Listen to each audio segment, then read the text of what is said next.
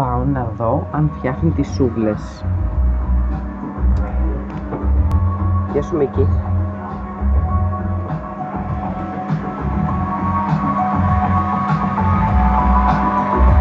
Χαίρετε. Μισό λεπτάκι. Γεια σας. Ετοιμάζουμε τη σούβλα. Μας είπαν να ετοιμάσουμε τη σούβλα και νομίζω ότι καλά κάνουμε και αγοράσαμε τον τόρνο, γιατί χωρίς τόρνο αρνή δεν γίνεται. Δεν ξέρουμε να κάνουμε κάτι άλλο στον τόρνο προς το παρόν. Μόνο σουβλές. Τώρα το πήρα σήμερα.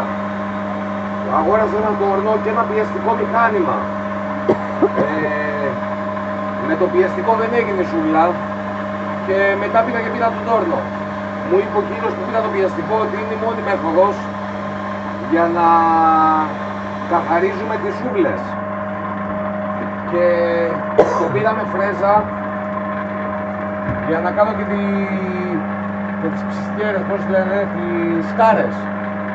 Γιατί στον τόρνο δεν μπορούν οι σκάρες να γυρίζουν, οπότε το βάζουμε εδώ και κάνουμε και τις σκάρες.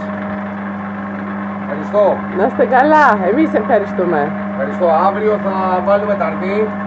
Θα το βάλουμε λέει εδώ, να το ζυγοσταθμίσουμε. Το αρνί. Το αρνί. Ναι.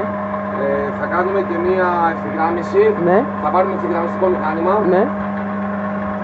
Για το αρνί. Για το αρνί. Ναι. Και την Κυριακή θα πάμε έτσι να πάμε. Ωραία. Αρνάκι.